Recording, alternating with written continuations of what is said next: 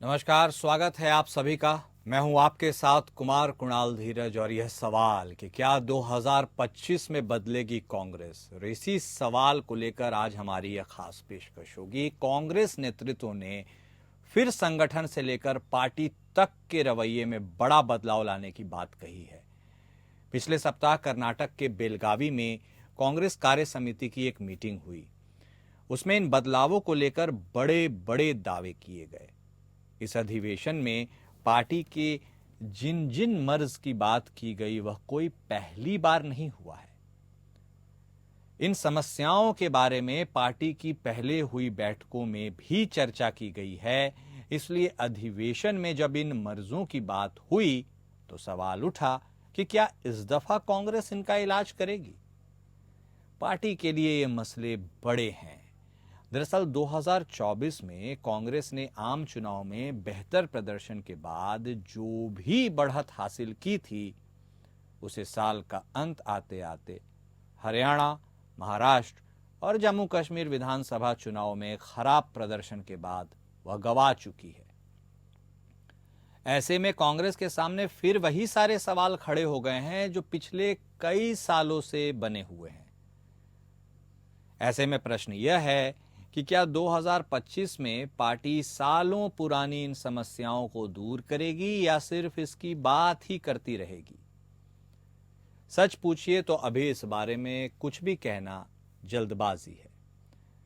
वैसे कांग्रेस अध्यक्ष मल्लिकार्जुन खड़गे ने कहा है कि 2025 संगठन के निर्माण का साल होगा, लेकिन अगर संगठन को नए सिरे से मजबूत करना है तो कांग्रेस को इसके लिए सख्त फैसले लेने होंगे। क्या ऐसे फैसलों के लिए पार्टी का नेतृत्व तैयार है? यही अपने आप में सबसे बड़ा सवाल है।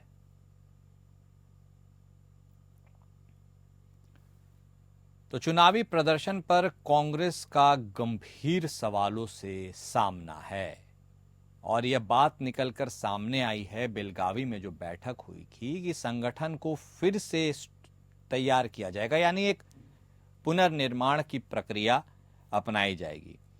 लेकिन हैरानी की बात इसमें कुछ होनी नहीं चाहिए, क्योंकि हर दफा यह मुद्दा जरूर उठता है लेकिन इसका हल कभी नहीं आता है।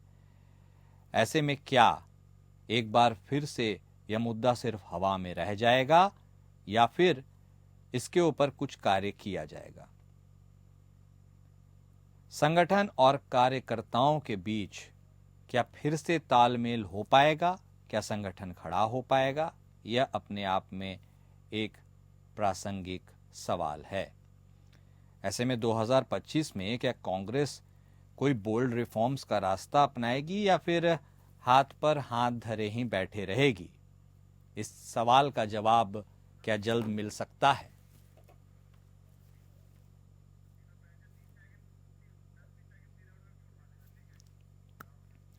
तो 2025 की यह फिजा, और इस फिजा में क्या कांग्रेस को नई स्फूर्ति मिलेगी या जिस बैगेज को वह अभी तक ढोते हुए आ रही है उसी के साथ आगे बढ़ेगी? और यदि ऐसा होता है तो क्या संगठन अपने आप में खड़ा हो पाएगा, कार्यकर्ताओं से संवाद हो पाएगा?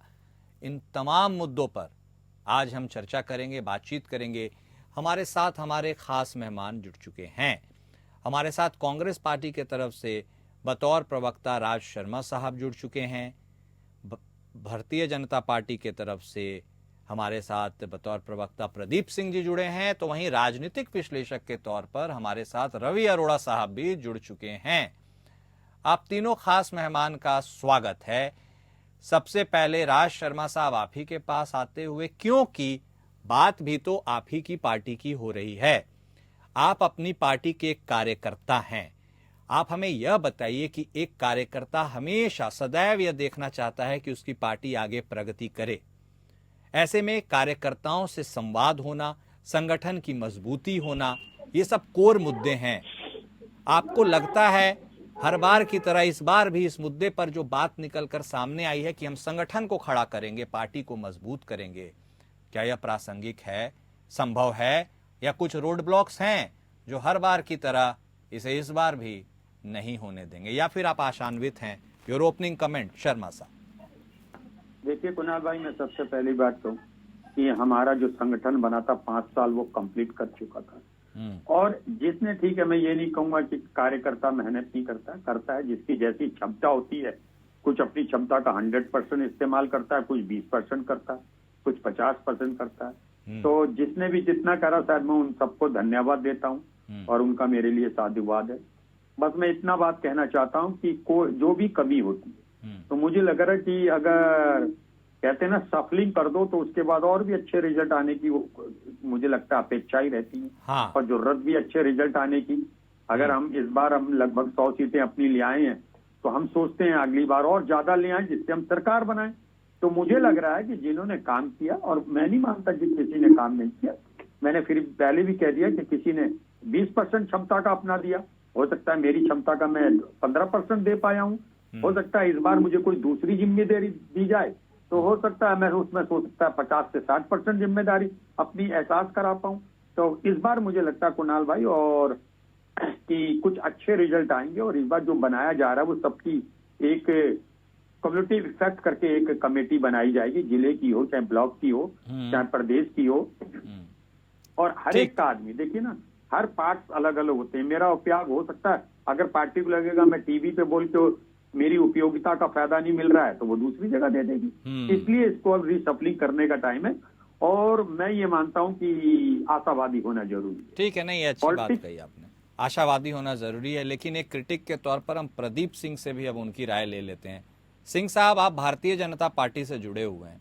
भारतीय जनता पार्टी का ये एडवांटेज है, सबको मानना चाहिए और जानना जरूरी भी है कि आप सांगठनिक तौर पर काफी सशक्त और मजबूत पार्टी हैं।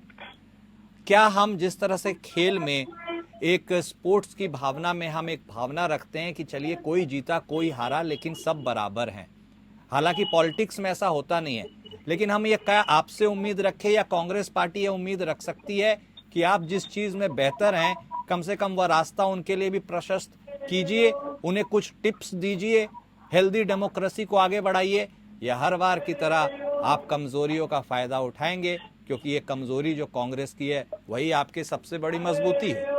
सिंह साहब जी देखिए, मेरी शुभकामनाएं हैं नए संगठन के संरचना के लिए और लोकतांत्रिक व्यवस्था में हमेशा जो है सकारात्मक होना चाहिए लोगों को। विपक्ष उतना ही महत्वपूर्ण है जितना सत्ता पक्ष, जहां तक की संसदीय प्रणाली की व्यवस्था है। तो मेरी पूरी शुभकामनाएं हैं राज शर्मा जी को और उनके संगठन को। लेकिन राजनीतिक दल जो है वो अपनी अपनी रणनीतियां बनाते हैं, अपने अपने चुनाव के कार्यक्रम बनाते हैं। मुझे उम्मीद है कि कांग्रेस सबसे पुरानी पार्टी है, उनके पास इस देश में सबसे ज्यादा अनुभव है संगठन को खड़ा करने का। विगत समानांतर में जो परिस्थितियां बदली है वो अपने आप को उसके समकक्ष ला सके, ऐसी मैं कामना करता हूँ और उन्हें बहुत बहुत शुभकामनाएं देता हूं। सोचते हैं आप, सोचना अच्छी बात है, लेकिन आप ईमानदारी से बताइए, आप चाहते हैं दिल से, क्योंकि यदि कांग्रेस मजबूत होगी तो खतरा आपके लिए उत्पन्न करेगी, या फिर आप चाहते हैं कि भाई जैसा चल रहा है वैसे ही चलने दो, जनता हमारे ऊपर विश्वास कर रही है, हम आगे बढ़ते हैं, हम एडवांटेज में रहते हैं? अब कुणाल जी देखिए, राजनीतिक व्यवस्था में कोई भी दल अपनी जो है रणनीति साझा नहीं करता है। लेकिन हम भारत देश के नागरिक हैं, यहाँ पे सत्ता पक्ष या विपक्ष जो भी सभी की भारत देश के नागरिक हैं, उनका उतना ही बराबर हक है या जितना किसी अन्य का। तो जो एक सदाचार वाली बात है उससे हम निश्चित तौर से किसी के आंतरिक मामले में हम टीका टिप्पणी क्यों करें। हमारी ये परंपरा नहीं है कि हम किसी के घर में झांक करें। समझ लेना, हम वसुधैव कुटुंबकम की बात से लेकर के चलते हैं। संगठन, अगर विपक्ष का संगठन मजबूत होगा तो वो सकारात्मक रवैया अपनाएगा सरकार के चलाने में, सदन में। ठीक है, तो हम ऐसी अपेक्षा और कामना करते हैं। अगर कोई चीज अच्छी शुरुआत हो रही है तो उसमें हमेशा अपने पक्ष पे सकारात्मक रखना चाहिए। ठीक है। तो मैं भारतीय जनता पार्टी का कार्यकर्ता हूँ, निश्चित तौर पे हमारी रणनीतियां होती हैं, हम कार्यकर्ता है, हमारा संगठन मजबूत है, हमारा डिसिप्लिन है। मैं आशा करता हूँ कि देश में प्रत्येक नागरिक एक डिसिप्लिन रहवासी रहे, अपने अपने कर्तव्यों का पालन करे। मैं अपने कर्तव्यों का पालन करता हूँ, मैं अपेक्षा रखता हूँ कि बाकी सारे लोग भी ऐसा करेंगे सदन में और सदन के बाहर और अपने व्यक्तिगत जीवन में संविधान को मानेंगे। ठीक है, तो मेरी हमेशा शुभकामनाएं। ठीक है, रवि अरोड़ा साहब भी हमारे साथ जुड़े हुए हैं, उनसे भी उनका ओपिनियन लेते हैं। अरोड़ा साहब, ये जो अपेक्षा कर रहे हैं प्रदीप सिंह साहब, ये कामना कर रहे हैं, आपको लगता है ये अपेक्षा वाकई में अनुकरणीय, विचारणीय उन तमाम लोगों के लिए है जो चाहे खेल में प्रतिस्पर्धा करे या राजनीति में प्रतिस्पर्धा करे, क्योंकि टीम्स तो चाहती है भाई एक हारे एक जीते, और कोई हारना नहीं चाहता, सब जीतना चाहते हैं। तो ये कहना उनके लिए आसान है आपके हिसाब से? और यह भी जरूर बता दीजिए, जो कांग्रेस हमेशा पावर सेंटर्स, रोड ब्लॉक्स, इन सब के चलते जो प्रोग्रेस नहीं कर पाती है, ये कुछ आम बातें हैं, आपको लगता है इस बार निराकरण होगा, या फिर इस तरह से अकड़े और जकड़े हुए हैं इस मकड़जाल में पूरी की पूरी पार्टी की संगठन बनने दे तो बनने दे कौन? कुणाल जी, आपने बहुत अच्छा सवाल पूछा, और मैं समझता हूं कि किसी भी पार्टी के अंदर, संगठन के अंदर, खासकर उसका जो जमीनी कार्यकर्ता होता है, जो जमीन से जुड़ा हुआ होता है, वो किसी भी संगठन की नींव होता है। और दिक्कत तब आती है जब और ये सीढ़ी दर बाय दर ऊपर चढ़ती है और वहीं से ये हाईकमान बनता है। और मैं समझता हूं जिस प्रकार से कांग्रेस ने 2014 के बाद लगातार, तो मैं समझता हूँ बहुत ज्यादा हार का सामना करना पड़ा। तो ऐसे में कहीं ना कहीं एक उम्मीद जगी थी 2014 के लोकसभा चुनावों के बाद, लेकिन विधानसभा चुनावों के बाद दोबारा वही हालात देखने को मिल रहे हैं। तो ऐसे में एक बात स्पष्ट हो चुकी है कि जो पावर सेंटर अलग अलग कांग्रेस के बने, मतलब ये समझिए कि 2004 से 2014 तक बहुत अच्छा रहा, और एक ही सेंटर रहा सोनिया गांधी जी के पास, जो कार्यकर्ताओं को पता था वो उनकी रोल मॉडल हुआ करती थी। तो उसके बाद से जो है ना, वहां पे पावर का बंटवारा हुआ, मतलब फैसले सोनिया गांधी जी के अलग होने लगे, कहीं ना कहीं राहुल गांधी जी के अलग होने लगे, प्रियंका गांधी जी के अलग होने लगे, तो वो पावर सेंटर बने। अब मल्लिकार्जुन खड़गे साहब के अलग कहीं ना कहीं एक लॉबी तैयार हुई, और ये लॉबी कहीं ना कहीं जो डिसीजन लिए जा रहे हैं, मुझे लगता है कहीं ना कहीं उसमें उसी लॉबी की वजह से आम कार्यकर्ता जो है उसे टूट रहा है। आप ये देखिए, कांग्रेस को नुकसान कहाँ हुआ? कांग्रेस को नुकसान दिल्ली में आम आदमी पार्टी ने किया, मतलब रीजनल पार्टियों ने भी इसका बड़ा फायदा उठाया, और कहीं ना कहीं सिर्फ बीजेपी से ही खतरा नहीं है कांग्रेस को कुछ रीजनल पार्टी से भी खतरा है। मतलब साफ है कि जब तक आप जो टॉप पे बैठे हुए लोग हैं, जब तक वो आम कार्यकर्ता से नहीं जुड़ेंगे, तब तक आप संगठन को मजबूत नहीं कर सकते।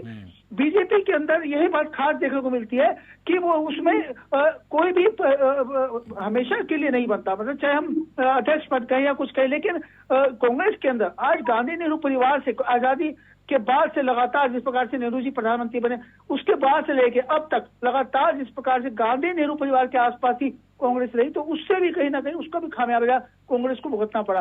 और अब क्योंकि पुराने नेता जो है वो कहीं ना कहीं सोनिया गांधी जी ने उनके के साथ रहे पूरी तरह से, तो अब राहुल गांधी के साथ जो नई टीम बनेगी, मुझे लगता है युवाओं को अगर मौका मिलता है तो ज्यादा अच्छा रहेगा, क्योंकि जब तक यूथ नहीं जुड़ेगा तब तक आप जमीन से नहीं जुड़ सकते, जब तक उनमें जोश नहीं होगा तब तक आप जमीन से नहीं जुड़ सकते। और खासकर आप भरोसा कार्यकर्ताओं पर तभी कर सकते हैं जब आप उनको कुछ नया देंगे, और उनको, क्योंकि अब जो है कांग्रेस के अंदर जो ये कार्यकर्ता टूट रहा है, जमीनी स्तर का कार्यकर्ता टूट रहा है, उसका खामियाजा हर बार देखने को मिल रहा है। और अब बहुत अच्छा टाइम है इनके पास काम करने का, क्योंकि 2027 में उत्तर प्रदेश में चुनाव है, उससे पहले अगर तैयारी कर लेती है कांग्रेस तो उसको बेनिफिट मिलेगा। दूसरा, बीजेपी के बेशक से प्रदीप जी कुछ भी कहे, लेकिन सच्चाई है बीजेपी को बहुत फायदा मिलता है इस चीज का, और बीजेपी कभी नहीं चाहेगी कि कांग्रेस इतनी मजबूती के साथ खड़ी हो। और खैर कांग्रेस के लिए भी बड़ी चुनौतियां हैं, अभी इतना आसान नहीं है उस लॉबी से बाहर निकलना, क्योंकि जो पावर सेंटर का खेल है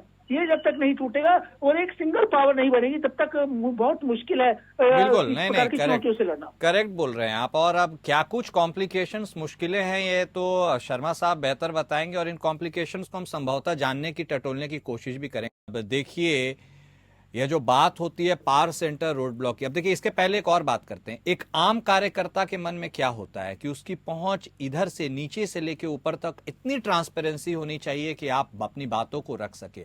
कई बड़े नेता और छोटे नेता कार्यकर्ता ये कंप्लेंट लेकर आते हैं कांग्रेस में कि भाई साहब देखिए, हमें तो किसी से मिलना है, जाना है, लेकिन कई बड़े नेता घेर कर रखते हैं, हम किसी से मिले बात कहे। हो सकता है इसे फौरी तौर पर नकार दिया जाए, लेकिन आपको लगता है ये पावर सेंटर, रोड ब्लॉक जो कई अरसे से जमे हैं, जिनका जमीनी सरोकार कम है, कुछ ऐसे नेता हैं, कुछ ऐसे पावरफुल व्यक्ति हैं जो कांग्रेस को जिस दिशा को देने की हम बात कर रहे हैं वह दिशा नहीं दे पा रहे हैं? आपको लगता है कि वाकई में किसी टॉप लीडरशिप को या जो भी हो इसे सोचने की जरूरत है, और यदि जमे ही है तो सबका अटेंशन डाइवर्ट करके काम पे तो लगाइए सर। और ये न्यू ईयर का रेजोल्यूशन है, एक तरह से नया अच्छा टाइम भी है, कुछ तो प्रण अच्छा ले सकते हैं और उसको आप लागू कर सकते हैं। देखो कुणाल भाई, इसमें तो मैं बिल्कुल भी कहने से गुरेज नहीं रखूंगा, कुछ तो गलत हो रहा ही होगा। हाँ, कुछ तो चूक हो रही होगी, चाहे वो मेरे से हो रही है। मैं एक बात कहने में गुरेज नहीं करता, जितने मेरे जननायक राहुल गांधी जी, प्रियंका गांधी जी, सोनिया गांधी जी इस उम्र में, खड़गे साहब इस पड़ाव में बिल्कुल मेहनत करते हैं, मैं उसकी 5% नहीं कर पा रहा। जिस दिन मैं उनका 20%, 25% देने लगूंगा, निश्चित रूप से कह सकता हूं कि सरकार बनने से हमें कोई नहीं रोक सकता। और मैं आज भी एक बात कहता हूं, मुझे हिंदुस्तान में कोई भी मेरी पार्टी को सरकार बनाने से नहीं रोक सकती। स्वयं में मैं ही एक कार्यकर्ता होने के नाते उतनी मेहनत नहीं कर पा रहा जिसकी की अपेक्षाएं मेरे नेताओं को मुझसे हैं। और अभी अरोड़ा जी ने बहुत अच्छी बात कही, बहुत ही बेहतरीन बात कही उन्होंने कि ज्यादा पावर सेंटर होना भी नुकसानदायक होता है। एक कहावत है, so many कुक्स spoil not only food but they spoil kitchen also. इसलिए जब ज्यादा पावर होती है तो आदमी में बिखराव आ जाता है, और बिखराव आ जाता है तो शक्तियां कम हो जाती है, काम करने की क्षमता कम हो जाती है। तो मुझे मानना है कि मैं किसी और को दोष देने से पहले मैं सोचता हूं कि ये नया साल आ रहा है, नए साल में राज शर्मा को शायद जो पिछले जितनी भी अपनी क्षमता यूज करी, एटलीस्ट उससे 20 से 30% अगर बढ़ा लें तो मुझे लगता है कि शायद पार्टी के नहीं, ठीक है। अब देखिए, मन में एक सवाल है, आप पार्टी का अपना सच्चा सिपाही मानते हुए आपने तो अपनी बात कह दी, लेकिन आपको नहीं लगता है पार्टी कुछ कड़े और सख्त फैसले लेने से पीछे हट जाती है? एग्जाम्पल के तौर पे उड़ीसा की कार्य समिति भंग हुए सर महीनों होने जा रहे हैं, 5-6 महीने होने जा रहे हैं, अभी तक नई कार्य समिति का ऐलान नहीं हुआ। आप करके छोड़ देते हैं, लेकिन आप पुनर्निर्माण की बात कर रहे हैं, वह भी तो करना होगा सर। किसी को तो सोचना, फैसले लेने, एग्जीक्यूशन की जरूरत होगी। कुणाल भाई, आप बिल्कुल बात सही कह रहे हैं। मैं अपनी पार्टी के लिए, पार्टी मेरे लिए मेरी माँ समान है। हाँ, आज अगर राज शर्मा आपके एपीएन टीवी में बोल रहे हैं तो सिर्फ बिकॉज ऑफ कांग्रेस पार्टी बोल रहे हैं। मैं माँ समान मानता हूँ, मैं माँ से गद्दारी नहीं कर सकता, और माँ के अस्तित्व की लड़ाई के लिए अगर मुझे सच बोलना पड़े तो मैं किसी भी चौराहे पे, किसी भी चैनल पे सच बोल सकता हूँ। हमें अपनी लिए विश्लेषण करने का समय है। अभी हमारे पास इतना विश्लेषण करने का समय है कि अगर सही से हमने अपनी कॉपियां जांच ली, अगर राज शर्मा ने स्वयं की कॉपी जांच ली, निश्चित रूप से मेरे ही पराक्रम से, मेरे ही जैसे कार्यकर्ताओं के पराक्रम से ही सरकार का पराक्रम बनता है, और एक कार्यकर्ता नए आने के जीवित रहते हैं। मैं इस बात पे गुरेज नहीं समझूंगा कुणाल भाई कि जो भी, जिसको भी कोई पद मिले, मैं कहता हूँ, मैं आपके चैनल के माध्यम से हो सकता हूँ कि जिसको भी पद मिले उसकी क्षमता देख ले, क्या वो उसके अंदर वो जज्बा है, उसके अंदर उस पद के लिए वो उस आइडियोलॉजी का है। अगर मान लो किसी को नेतृत्व देना है तो नेतृत्व देने की क्षमता है, सबको एक साथ लेने की क्षमता है। देखिए, पार्टियां कोई भी हो, गुटबाजी हर जगह होती है, ये है, ये एक सृष्टि का नियम है। लेकिन अपार्ट फ्रॉम गुटबाजी हमें अपनी पार्टी, हमारे अपनी माँ के लिए सोचना है।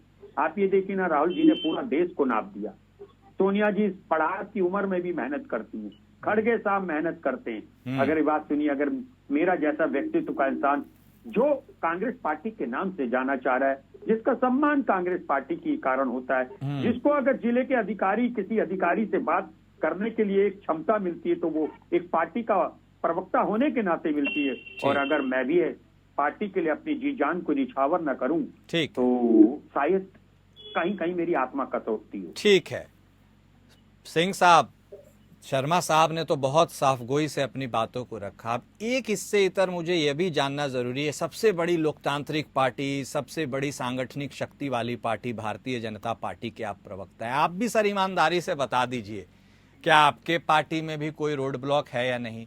क्या आप बतौर कार्यकर्ता अपनी पहुंच ऊपर तक रख पाते हैं? क्या यह सब कुछ अच्छा दिखाते हैं, लेकिन अपने अंदर भी कभी मन कचोटता होगा कि काश ऊपर तक हम भी बात कर पाते? मेरा कहने का आशय साफ है, क्या जिस ट्रांसपेरेंसी के लिए आप औरों को हिदायत नसीहत दे रहे हैं, आपकी पार्टी में आप वो खुद महसूस कर रहे हैं? कुणाल जी, हमने कहा कि हम एक कार्डर बेस्ड पार्टी है। हाँ, तो मुझे मेरे अधिकार और मेरे लिमिटेशन पता है जी, कि मेरी पार्टी में मेरे कितने अधिकार हैं और मेरी क्षमताएं क्या है और मेरी लिमिटेशन क्या है। अगर किसी कार्यकर्ता को ये पता होता है तो उसको कोई परेशानी होती ही नहीं है। हर एक संगठन में, हर एक विभाग में, हर एक कार्यशैली में, हर एक व्यापार बिजनेस में, या यूं कहे कि हर जगह पे कुछ न कुछ SOP लागू होते हैं, स्टैंडर्ड ऑपरेशन प्रोसीजर्स होते हैं, और उसके लिए अगर कार्यकर्ता प्रसन्न नहीं है तो हमारे यहाँ इंटरनली इतने ज्यादा एवेन्यूज हैं कि वो कार्यकर्ता को ऐसे दिन तो सबसे पहले तो आते ही नहीं। अब कोई इंटरनल मामलों में टीका टिप्पणी करे तो मेरी एक मर्यादा है, मैं अपनी मर्यादा में रह करके बात करूंगा, मैं बोलूंगा। व्यक्ति कोई भी कार्यकर्ता सर्वप्रथम एक व्यक्ति होता है देश का, और व्यक्ति जो है प्रसन्नता और अनेक भावों का दास होता है। तो समय, क्षण, काल, पात्र और चरित्र, क्या परिस्थितियां होती है, क्या चर्चा का विषय होता है, वो बात निर्भर करती है। लेकिन एक कार्यकर्ता होने के नाते मुझे मेरी लिमिटेशंस और मेरी पॉसिबिलिटीज बहुत अच्छे से पता है। मैं एक कर्तव्यनिष्ठ और डिसिप्लिन कार्यकर्ता हूँ। तो मुझे आपके इन प्रश्नों से मैं सामने नहीं स्थापित कर पा रहा हूँ, क्योंकि हमारी पार्टी एक प्लेटफॉर्म देती है तो हमको उसकी हमारी एक नहीं, मैं तो बस यह जानना चाह रहा था कि जिस फ्रीडम एक्सप्रेशन सबकी बात करते हैं वो आप खुद भी महसूस करते हैं अपनी पार्टी में कि नहीं, बस ये जानना। निश्चित तौर पर जी हाँ, जी हाँ, हाँ जी हाँ जी, ठीक है। अरोड़ा साहब, अब देखिए दो फैंटास्टिक कॉन्ट्रास्ट सामने है। एक लड़ने को तैयार है, बेकरार है, पार्टी का प्रवक्ता शर्मा साहब की बात कर रहा हूं, लेकिन एवेन्यूज नहीं मिल रहे हैं। और एक सबसे बड़ी पार्टी है, वो कह रहे हैं कि भाई हमें जो भी एवेन्यू चाहिए वो मिल पा रहा है। आप भी इत्तेफाक रखते हैं या आपका कुछ क्रिटिकल ओपिनियन अलग है? अरोड़ा साहब जी देखिए, जो बड़ी पार्टियां होती हैं उसमें पावर सेंटर रोड ब्लॉक तो होता ही है। आप चाहे कांग्रेस की बात करें चाहे बीजेपी की बात करें, और यह बात सही है कि कैडर बेस्ड पार्टी है बीजेपी, उसमें थोड़ा डिफरेंस है मामला, और खासकर नजर नीचे तक रखी जाती है, इस बात में कोई दो राय नहीं, पर ऊपर तक बात पहुंचने में टाइम लगता है।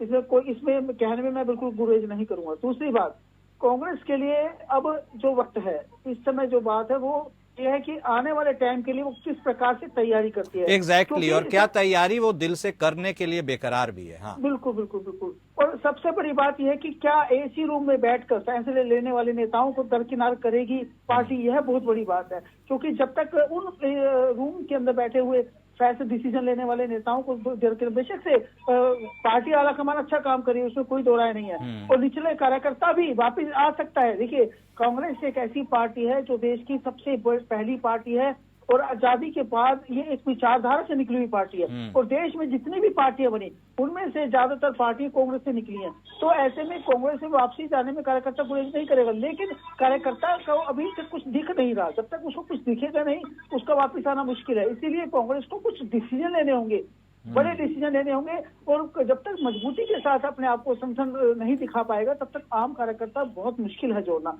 तो इसलिए एसी रूम से निकलकर, जो बेशक से राहुल गांधी मेहनत कर रहे हैं, कोई दो राय नहीं इसमें, प्रियंका गांधी मेहनत कर रहे हैं, मल्लिकार्जुन खड़गे मेहनत कर रहे हैं, परंतु जो बीच का कार्यकर्ता है, जो बीच के नेता है, जो एसी रूम में बैठे हुए नेता है, या जो इनकी लॉबी है जो आम कार्यकर्ता से कटी हुई है, वो उसको जब तक एक्टिव नहीं किया जाएगा तब तक बहुत मुश्किल है कांग्रेस को दोबारा आना। और मुझे लगता है ये एक अच्छा टाइम है, क्योंकि नए साल पर अगर ये शुरुआत करते हैं तो आने वाले 2-3 सालों के अंदर ही अगर ये वो अपना कैडर अच्छे से खड़ा कर सकते हैं तो मुझे लगता है काफी चुनौतियां इनकी कम हो जाएंगी। लेकिन अभी फिलहाल कहना बहुत मुश्किल होगा, क्योंकि कथनी और करनी में अंतर होता है, और अगर कांग्रेस करती है तो सचमुच में यह अपने आप में कांग्रेस के लिए बहुत अच्छा डिसीजन होगा। और मुझे लगता है ये टाइम की अपॉर्चुनिटी को समझना होगा कि अगर इस समय काम नहीं किया गया तो कांग्रेस को और भी ज्यादा हालात खराब हो सकते हैं। बिल्कुल, ये बड़ी बात कही आपने, और जिस तरह से आपने आगे का रोड मैप बताया है जो संभवतः यदि पार्टी फॉलो करे तो बेहतर हो सकता है। आप तीनों खास मेहमान हमारे साथ जुड़े, आपने अपना वक्त दिया, इसके लिए शुक्रिया।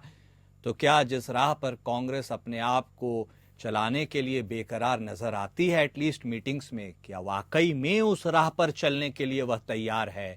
यही सबसे बड़ा सवाल है। मेरे साथ फिलहाल इस खास पेशकश में इतना ही। नमस्कार।